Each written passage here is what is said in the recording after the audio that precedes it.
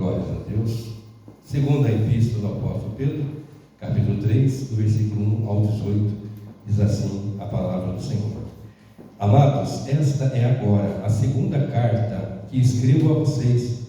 Em ambas procuro com lembranças o despertar a mente esclarecida de vocês, para que se lembrem das palavras que anteriormente foram ditas pelos santos profetas, e também se lembrem do mandamento do Senhor e Salvador que os apóstolos de vocês lhes ensinaram.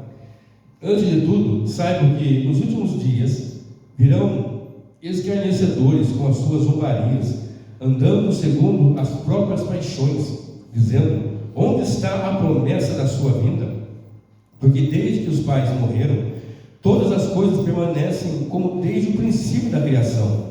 Acontece que, de propósito, esquecem que os céus que existem desde muito tempo e que a terra que surgiu da água e através da água pela palavra de Deus, com base nesta palavra, também o mundo daquele tempo foi destruído, afogado em água. Pela mesma palavra, os céus e a terra que agora existem têm sido guardados como fogo, para o fogo, estando reservados para o dia do juízo e da destruição dos ímpios.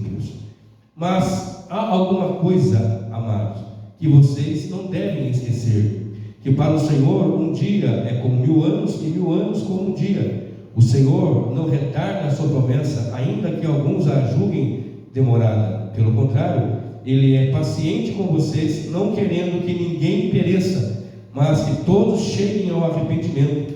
Porém, o dia do Senhor virá como ladrão. Naquele dia os céus passarão com grande estrondo, os elementos se desfarão pelo fogo. Também a terra e as coisas que nela existem desaparecerão. Uma vez que tudo será assim desfeito, vocês devem ser pessoas que vivem de maneira santa e piedosa, esperando e apressando a vinda do dia de Deus. Por causa deste dia, os céus incendiados serão desfeitos e os elementos se derreterão pelo calor. Nós, porém, segundo a sua promessa, ou a promessa de Deus, esperamos novos céus e nova terra, onde habita a justiça. Por esta razão, amados, esperando estas coisas, esforcemo-nos para que Deus nos encontre sem mácula, sem culpa e em paz, e considerem a longanimidade do nosso Senhor como oportunidade de salvação, como também o nosso amado irmão Paulo escreveu a vocês, segundo a sabedoria que lhe foi dada, ao falar a respeito destes assuntos, como de fato costuma fazer em todas as suas cartas.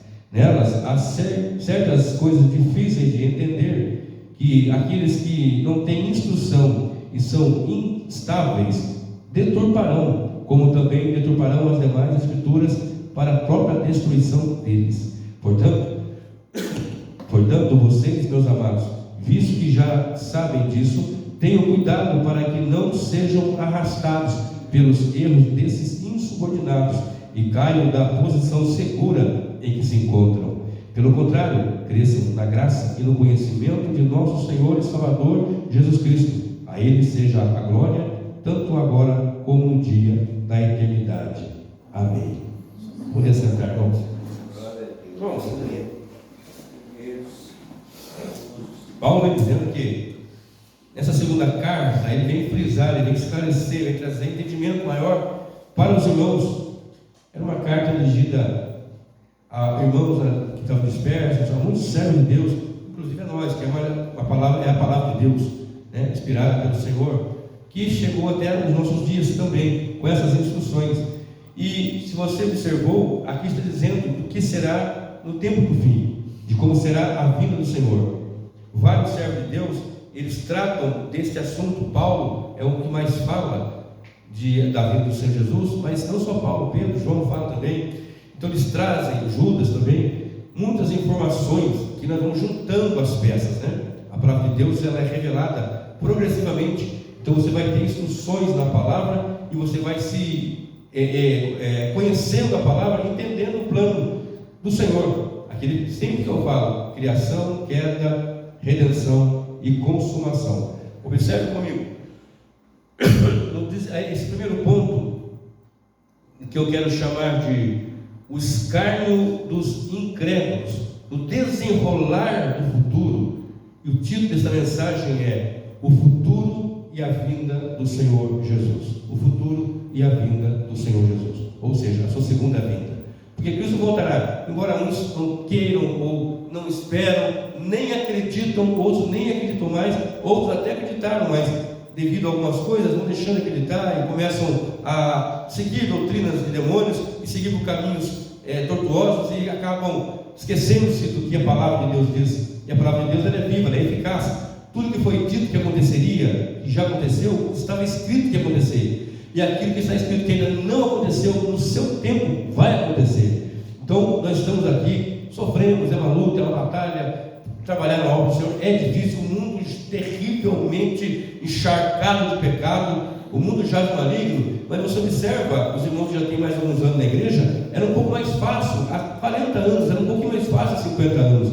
Hoje é uma dificuldade tão terrível, tão tenebrosa de servir a Deus, de congregar, de adorar a Deus, porque tudo vai contra, as leis que são criadas vai contra a igreja. A mentalidade na escola é passada ali desde o prezinho ali, uma mentalidade mundana, uma mentalidade em que você tem ali valores invertidos, onde você observa o que é certo e o que é certo parece errado, e o que é errado é observado como certo e é aplaudido, de maneira que até nas televisões, nas grandes redes, as pessoas colocam lá o pecado e aplaudem o pecado e fazem ali até uma grande celebração ao pecado. De tal maneira que às vezes vão lá pais que têm o seu filho que com 5, 6 anos decidiu ser uma mulher e ele nasceu homem e o pai aplaude, a sociedade aplaude. É isso, tem que ser assim mesmo. Quando que a Bíblia diz que Deus fez macho e fêmea, sabemos que o pecado atingiu profundamente e que muitos vão trilhar por outros caminhos, mas que Deus fez um plano perfeito, Ele fez. Então nós temos que falar contra o pecado. Mas as leis que estão sendo criadas em muitos países não se pode mais pregar contra o pecado.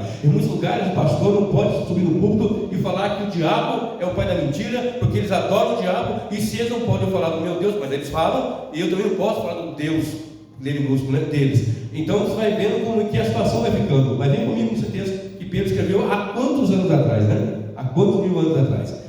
Amados, essa é agora a segunda carta. Agora estou falando aqui sobre o escárnio dos incrédulos, né? Vai do versículo 1 até o versículo 7. É o escárnio.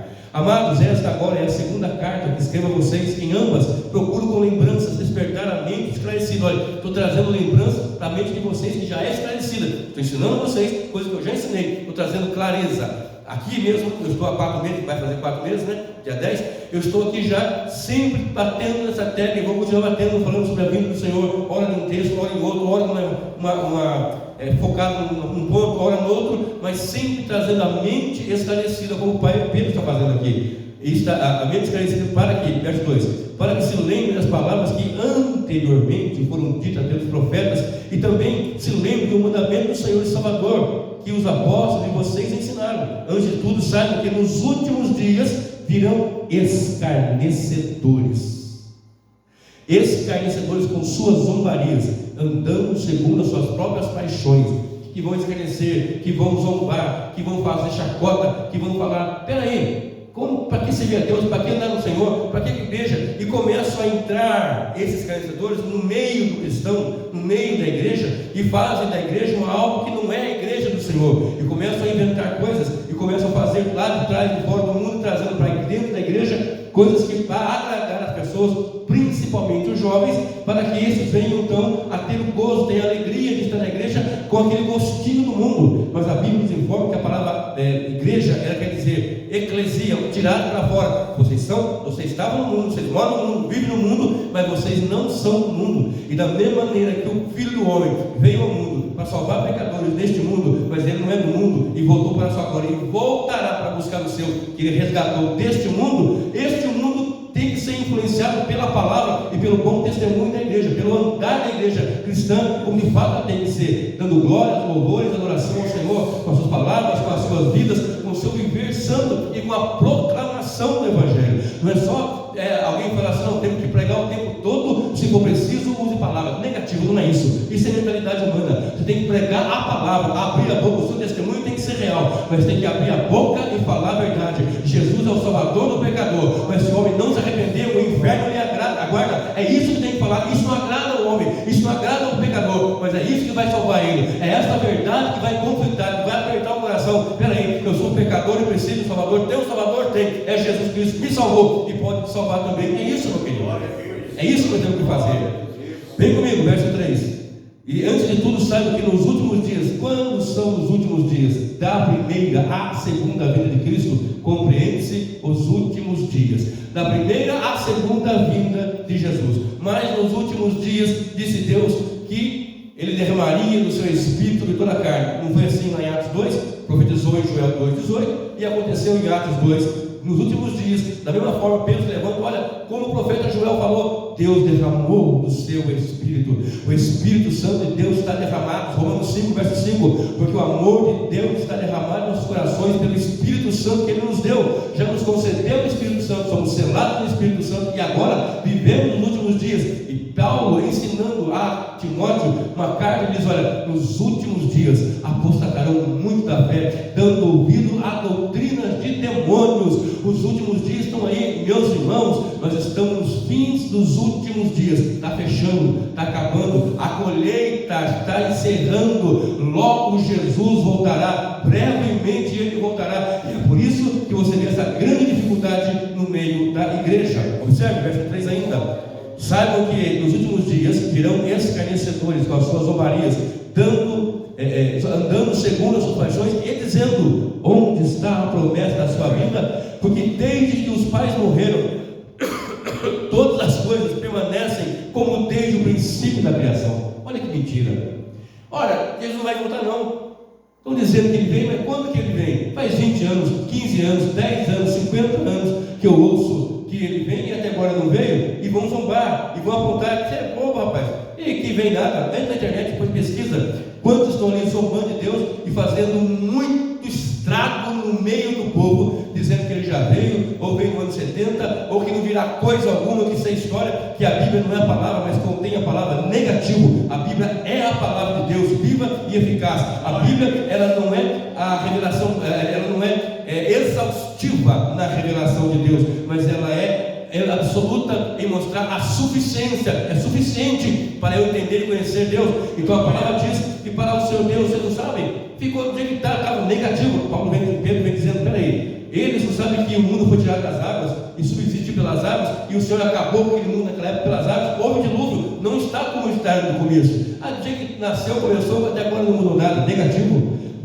Pedro mesmo diz aqui, olha, houve um dilúvio, eles esqueceram do dilúvio, eles olha só o que diz o texto, acontece que de propósito, verso 5, de propósito esquecem que os céus existem, os céus existem desde muito tempo, e que a terra surgiu da água, e através da água, pela palavra de Deus, com base nesta palavra também o mundo daquele tempo foi destruído, afogado em água. Pela mesma palavra, os céus e a terra que agora existem têm sido guardados para o fogo, estando reservados para o dia do juízo e da destruição dos ímpios.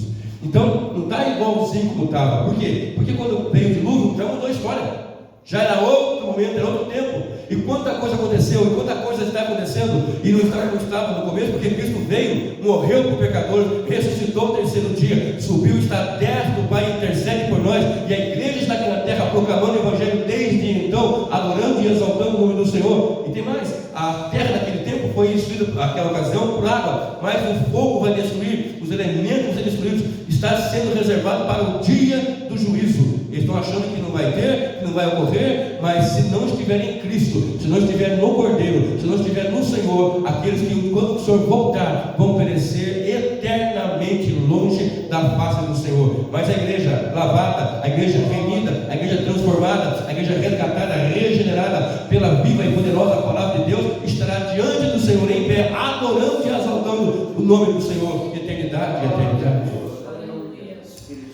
Então eles são escarnecedores, eles são incrédulos, eles escarnecem.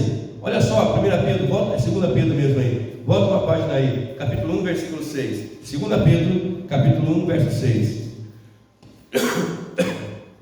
Glória a Deus. Olha só, vou ler o versículo 5 e 6. Por causa disso, concentrando todos os seus esforços, acrescentem a fé que vocês têm, a virtude e conhecimento, ao conhecimento, domínio próprio, a perseverança, a piedade, a fraternidade, o amor, porque essas qualidades estando presentes e aumentando cada vez mais, falando com que vocês não sejam inativos nem infutíveis no pleno conhecimento do nosso Senhor Jesus. Enquanto eles não têm esse conhecimento, eles não buscam, não frutificam, não fortalecem em Cristo, a igreja é chamada por Pedro para buscar de Deus, para vencer esse obstáculo. Porque o que tem hoje de jovem que vai para a faculdade, crente, cheio da graça, e volta de lá um ateu. Quantos estão indo? Os pais têm até medo de mandar o filho, mas não faça isso, mande-se, vá para a faculdade, se encha, vá buscar Deus, encha da palavra, vá para a faculdade e proclame o Evangelho, fale com graça da palavra de Deus. Eu tenho meu grupo de amigos que são assim, sensatos, seja diferente no meio deles, porque a igreja é para salgar mesmo, é para conservar, é para temperar mesmo. Seja mesmo ali aquele cristão cheio da graça do Espírito Santo de Deus, que não se amolda ao costume mundano, mas que proclama e que exalta e que adora o nome do Senhor. 2 Pedro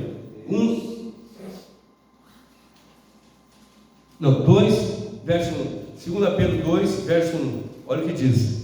2 Pedro 2, verso 1: assim como surgiram falsos profetas no meio do povo, também haverá falsos mestres entre vocês. Eles introduzirão heresias destruidoras, chegando a renegar o soberano Senhor que os resgatou, trazendo sobre si mesmo repentina destruição. E muitos seguirão as suas práticas libertinas, e por causa deles o caminho da verdade será difamado. Movido por avareza, eles explorarão vocês com palavras fictícias, mas para eles a condenação decretada há muito tempo não tarda, e a destruição deles não caiu no esquecimento.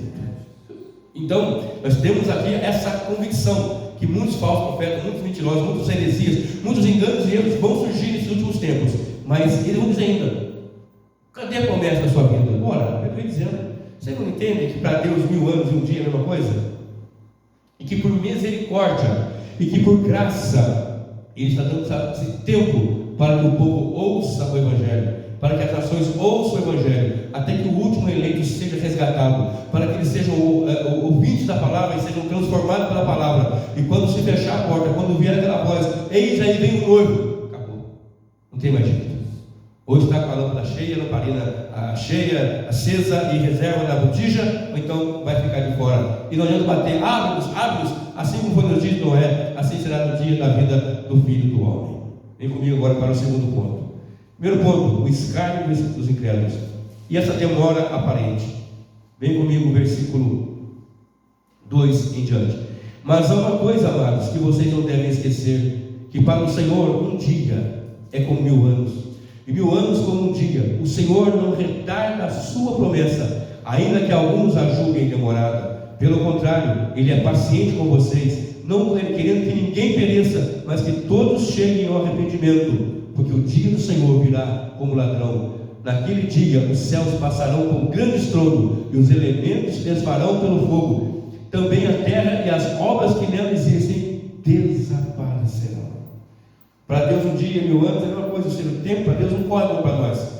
Nós estamos em Cronos, e Deus está em Kairos. O tempo para Deus existe, Ele é e ponto. Ele não começou, Ele não vai acabar. Ele é e acabou. Isso não vai compreender isso, porque se você compreender Deus, Deus não vai ser Deus, porque Ele é imenso, inatingível compreensão. A eternidade será pouco para nós conhecermos o nosso Deus.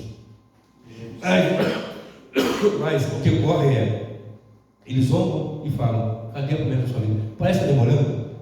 Não parece. E demorando aquele Senhor, então todo mundo ali começou a espancar o seu servo, ou daquela palavra, né? Um a fazer isso, fazer aquilo, e o Senhor voltou, e quantos ele achou ali servindo a Deus fielmente?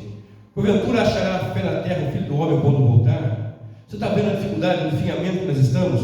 Pense em você agora, particular, você, como você era há 10 anos, como você está hoje na igreja, como você era há 20 anos, como você está hoje na igreja,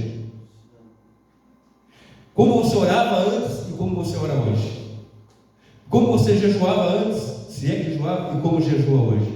Pensa de como você dedicava a sua vida em oração, em adoração e culto do seu lar, você e da sua família, sua esposa, seus filhos, se você faz isso hoje. Antes, o culto era domingo de manhã, tinha escola bíblica, consagração, oração, ar livre, ensaio em algum departamento, ensaio em departamento, depois ia para a rua fazer evangelismo, profetagem, ar livre, alguns faziam ensaio à tarde, culto à noite, segunda-feira tinha oração, terça tinha não sei o quê, e a ensaio era aquilo outro, e os pais faziam culto nas suas casas constantemente. Juntava a mãe, o pai, o filho, faziam oração, 20 minutos que não tinha ali, aí o filhinho pegava o versículo, lia, ele ficava ansioso para ler. O pai, não, isso vai ser hoje. E naquele era 15, 20 filhos, né? Dava para ler a Bíblia numa semana, tanto filho que tinha. E fazia aquele culto, aquela coisa toda. Hoje, veja como é que nós estamos, irmãos. Veja como é que está a sociedade hoje. Veja como é que está a igreja hoje. Aí surge essa igreja maluca por aí, igreja doida. E o pessoal fala, porque está. Mas é pregado o Evangelho, é falado do pecado, é falado do inferno, é falado da morte eterna, é falado da vida de Jesus. Não, é falado de outra coisa. Não, o pecado não é pecado, não, irmãos. Estamos todos falando aí que nós somos mais poderosos do que Deus. Eu sou mais. Vocês vão ver muita coisa, irmãos. É o que foi dito, está escrito na palavra. Vão surgir muitos falsos profetas. Mas ainda Deus vai levantar, manter 7.000 joelhos que não vão se dobrar a Baal, que vão proclamar que só Jesus é o Senhor, e que se o homem não se arrepender, o inferno lhe aguarda, e que nós vamos ficar na presença do Deus vivo e verdadeiro. Vamos para o terceiro ponto aqui, ó. Verso 14. A destruição do mundo. Verso 14 em diante. Diz assim: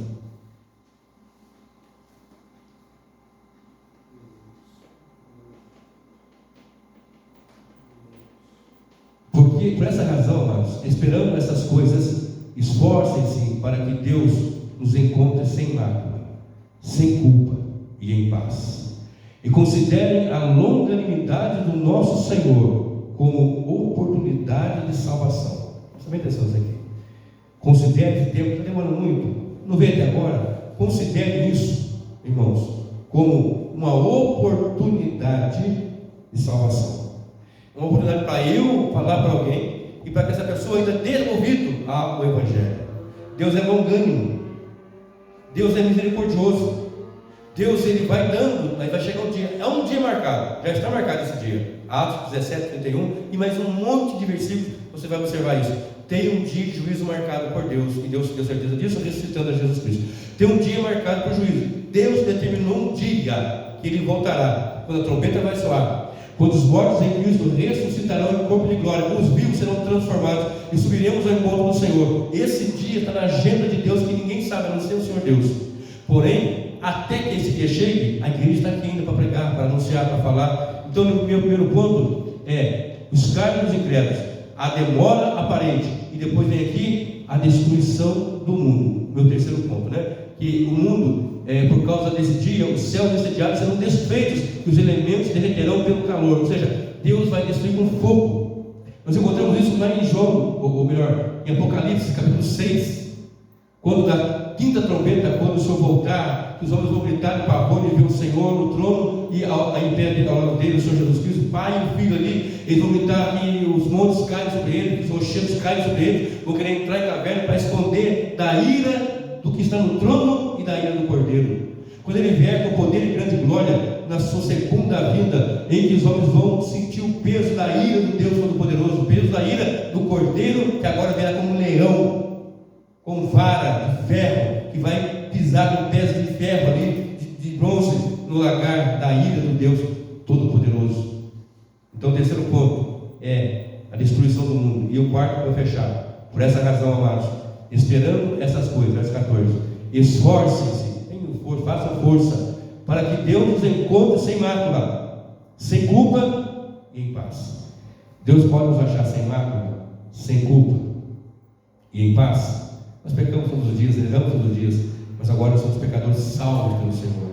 Então hoje, no sangue do Cordeiro, no sangue de Jesus, nós podemos ser libertos do pecado, livres do pecado, perdoados do pecado, sanados do pecado, e temos paz com Deus, porque em Cristo foi nos dada paz com Deus, e agora temos paz com Deus, e temos paz de Deus, que excede todo o entendimento.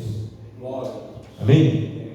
E considerem a longanimidade do nosso Deus, Senhor, como oportunidade de salvação, como também o nosso irmão Paulo escreveu a vocês, segundo a sabedoria que lhe foi dada, ao falar a respeito destes assuntos, como de fato costuma fazer em todas as suas cartas. Nelas há certas coisas difíceis de entender, que aqueles que não têm instrução e são instáveis deturparão como também deturparão as demais escrituras, como para a própria destruição deles. Olha, tem isso como longanimidade, bondade de Deus, para que vocês alcancem a salvação. Porque alguns querem deturpar, porque eles são instáveis. Olha bem o versículo diz aqui: eles são instáveis e sem instrução, não tem instrução e são instáveis. Verso 10, 16. Você viu a necessidade de um púlpito ser um púlpito ensinador? Você observa a necessidade que um púlpito seja um púlpito de instruções? Porque eu sei que às vezes nós temos cultos aqui que são bem, aqueles cultos mais preparados, é gostoso, e acontecer quando tem que acontecer. Mas esta oportunidade de ouvirmos a palavra ensinada é o que vai nos dar estabilidade. Não seremos instáveis, mas seremos estáveis. E sendo estáveis, com instrução da palavra, não nos levaremos por qualquer vento de doutrina, ou nenhum vento de doutrina, porque você está ouvindo a palavra. E quando alguém chegar e falar, vamos para um lugar que ele está sendo assim, se assado, mas a Bíblia diz isso. Ah, mas vamos fazer isso, vamos fazer aquilo, mas eu quero base bíblica. Não, está escrito no versículo, mas eu quero contexto, porque eu preciso de base bíblica com contexto. Porque se você falar assim, mas isso é bíblico, aquilo é bíblico, você não está entendendo o que está dizendo ali. Você precisa conhecer o contexto. Até Satanás é bíblico, se você quiser saber. Ele é bíblico, é a Bíblia que revela. Porém, ele é bíblico em qual contexto? Destruidor, enganador, acusador, perturbador. Ele é assim, como um leão que anda aí ao redor, querendo tragar a vida de preciosos. Porém, temos que entender o texto e o contexto. Quando você tem instrução, você tem estabilidade. E hoje está ouvindo aqui a palavra de Deus, que o Senhor Jesus voltará. E voltará como? Com glória e poder. E os elementos serão desfeitos. Os elementos serão desfeitos. E o Senhor vai renovar isso aqui. Um dia eu falo mais sobre isso. Vamos lá. Verso 16. Ao falar a respeito desses assuntos, como de fato costumava fazer em todas as suas cartas, nelas há coisas difíceis de entender, que aqueles que não têm instrução e são instáveis deturparão, como também deturparão as demais escrituras, para que a própria destruição deles. Portanto, vocês, meus amados, visto que já sabem disto, tenham cuidado para que não sejam arrastados pelo erro desses insubordinados e caiam da posição segura que se encontram. Vocês têm uma posição segura. Que posição que é esta? Noiva do Cordeiro, igreja de Cristo, salvo no Senhor, firmado na rocha. Não vai bater esse vento de doutrina e vai seguir para cá, não, porque vocês vão cair da posição segura que se encontram. Pelo contrário, cresçam na graça e no conhecimento de nosso Senhor e Salvador Jesus Cristo. A Ele seja a glória tanto agora como no dia eterno. Volta comigo para o versículo de número. Deixa eu ver o que está aqui.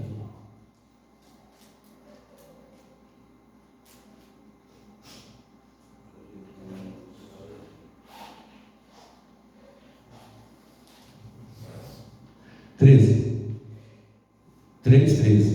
Nós, igreja, eu, você, nós, porém, segundo as promessas de Deus, esperamos novos céus e nova terra, os quais habita a justiça.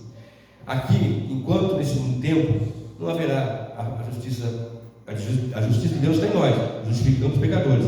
Mas para dentro vai ser um planeta sempre injusto, sempre arredio, sempre pendendo para o mal. E a apostasia que precede imediatamente a manifestação do anticristo, que precede imediatamente a segunda vinda de Jesus, isso está acontecendo. Mas nós, a igreja do Senhor, aguardamos novos céus e nova terra, onde habita a justiça. Ali sim haverá plena, total e gloriosa justiça da parte de Deus.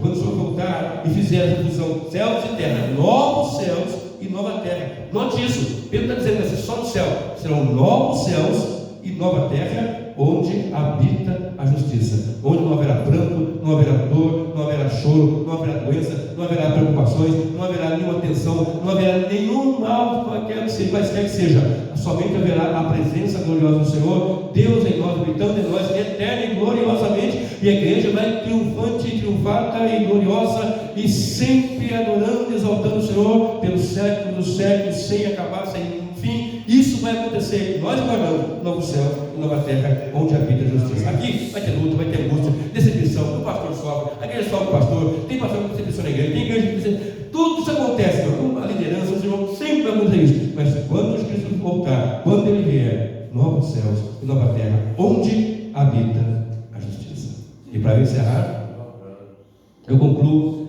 usando o versículo 17.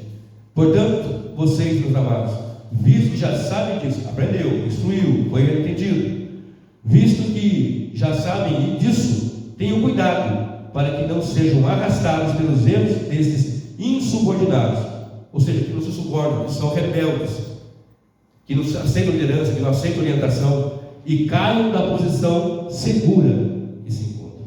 O insubordinado, ele não recebe, não, comigo é assim, não. Eu sou conforme diz a palavra. Viver com a palavra. Não é a igreja que dita a regra, é a palavra que dita a regra para a igreja. O pastor não pode falar de per si, ele tem que falar segundo a Escritura.